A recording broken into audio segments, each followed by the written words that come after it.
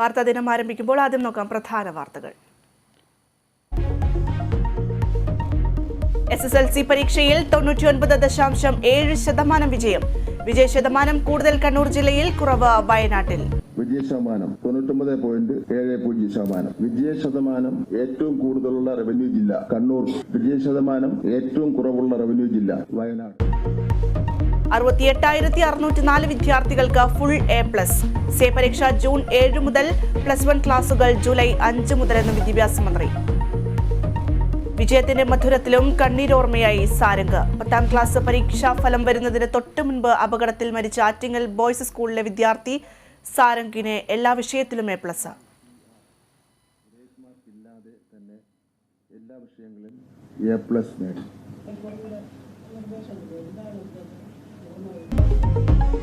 അവയവദാനത്തിലൂടെ സാരംഗ് പുതുജീവൻ നൽകിയത് 6 പേർക്ക്. കോട്ടയം, കൊല്ലം ജില്ലകളിൽ കാട്ടുപോത്തിന്റെ ആക്രമണത്തിൽ 3 മരണം. വനം വകുപ്പിനെതിരെ പ്രതിഷേധവുമായി നാട്ടുകാർ.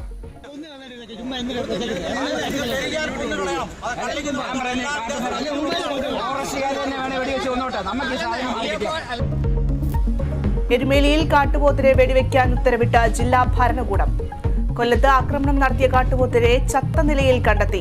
ചാലക്കുടിയിലും ജനവാസ മേഖലയിൽ ഇറങ്ങി കാട്ടുപോത്ത്. കർണാടക മന്ത്രിസഭാ രൂപീകരണത്തിൽ നിർണായക ചർച്ചകൾ.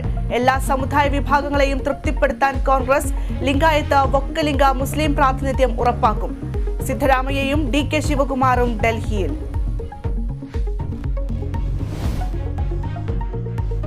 റോഡ് ക്യാമറ ഇടപാടിൽ ആരോപണങ്ങൾ തള്ളി സർക്കാർ. കെൽട്രോണിന് കരാർ നൽകിയത് നടപടികൾ പാലിച്ചെന്ന് വ്യവസായ മന്ത്രി. സർക്കാരിന്റെ വാദം വ്യവസായ വകുപ്പ് പ്രിൻസിപ്പൽ സെക്രട്ടറി അന്വേഷണത്തിന്റെ അടിസ്ഥാനത്തിൽ. അദാനിക്കെതിരായ ഹിൻഡൻബർഗ് റിപ്പോർട്ടിൽ സെബിക്ക് ക്ലീൻ ചീട്ട്.